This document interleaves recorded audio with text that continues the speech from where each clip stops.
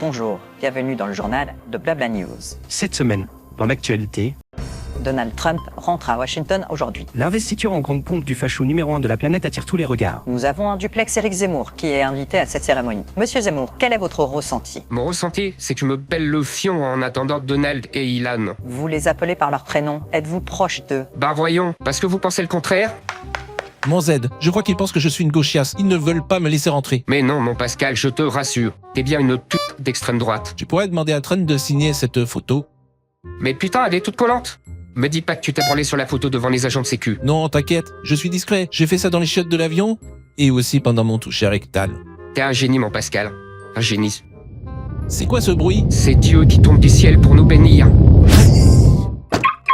Elon, que fait cette merde mexicaine le jour de mon investiture? Je tweete immédiatement qu'on va libérer Washington des migrants qui salissent notre bitume américain. En fait, pour se faire inviter, il suffit juste de détester les migrants. Ou chier de l'argent. Apparemment ça marche quand on chie de l'argent. Lors de l'investiture de Trump, Elon Musk aurait fait un salut nazi. Monsieur Zemmour, vous qui vous vantez d'être proche de ces figures, pensez-vous qu'il a volontairement fait ce geste? Bah voyons, c'est typique des médias gauchistes de déformer la réalité. Ce n'était pas un salut nazi. Il voulait offrir son cœur à la foule parce qu'il est profondément... Fasciste? Non, généreux. Et puis, c'est aussi un signe pour dire aux faibles comme vous, dégagez. L'avez-vous rencontré? Bien sûr, on a pu échanger à travers un écran géant installé dans la salle au moment de son discours. On peut dire que techniquement, on est frères. Enfin, bro, comme ils disent ici. Mon Z, il faut que je te montre un truc. Une photo dédicacée de Trump. Encore mieux, je l'ai suivi aux toilettes et j'ai récupéré ça. Tu m'impressionnes, mon Pascal. Oh mon Dieu, c'est lui. C'est qui? Moi, je me C'est balade Dieu? en Tout Tesla. pareil, me fais pas honte, s'il te plaît. Elon, c'est moi, Eric. Hello. Ah ouais.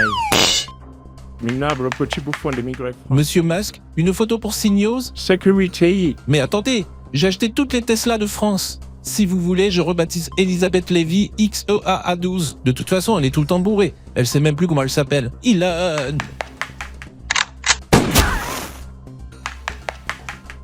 Vous voyez, on partage les mêmes idées. Sécurité. Encore une belle démonstration que les États-Unis restent les précurseurs dans la débilité. Et du fascisme, apparemment.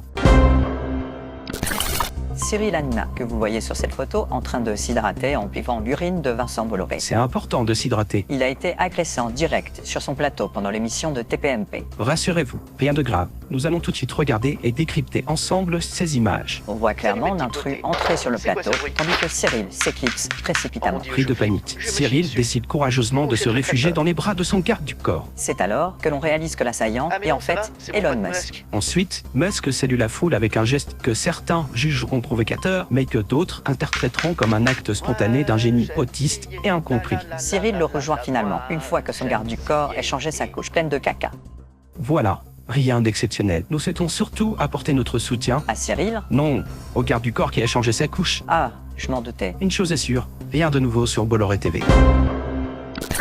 Un automobiliste a été verbalisé pour avoir payé le péage avec son téléphone. Vous êtes sûr que ce n'était pas parce qu'il était arabe qu'il s'est fait verbaliser? Non. Après avoir payé à la borne avec Apple Pay, un motard de la police nationale l'a arrêté et lui a remis une amende de 135 € pour avoir utilisé, je cite, son téléphone au volant. Ok, c'est peut-être parce qu'il est arabe. Le président, que l'on voit sur cette photo demandant gentiment aux chômeurs d'aller travailler, a répondu sur les réseaux sociaux en disant que c'était inadmissible de ne pas pouvoir payer le péage avec son téléphone. Monsieur Macron, que pensez-vous de cette situation? C'est inadmissible de ne pas pouvoir payer avec son téléphone. J'ai tout de suite prévenu Bruno Retailleau qui va se charger de ce dossier. Est-ce arrivé à ce jeune homme parce qu'il est d'origine maghrébine? Non, enfin je crois pas. Merci, monsieur le président. Nous avons avec nous Bruno Retailleau, ministre de l'Intérieur. Monsieur le ministre, vous êtes maintenant en charge de ce dossier? Oui, je vais faire tout ce qui est à mon pouvoir pour régler le dossier au plus vite. Savez-vous si ce jeune homme a d'abord été arrêté parce qu'il était d'origine maghrébine? Bah oui, bien sûr. Et d'ailleurs, nous allons le renvoyer au plus vite, cet OQTF, dans son pays. Mais c'était au sujet de l'amende qu'a eu ce jeune homme alors qu'il payait le péage avec son téléphone. C'est lui la victime? Ah, et ce n'est pas un influenceur franco-algérien qui menace de tuer des Français? Non. Je vous laisse, je dois régler un truc. Il a tellement l'habitude de renvoyer des personnes d'origine maghrébine qu'il pense que c'est juste ça, son métier. Merci d'avoir suivi cette édition. N'hésitez pas à liker et partager.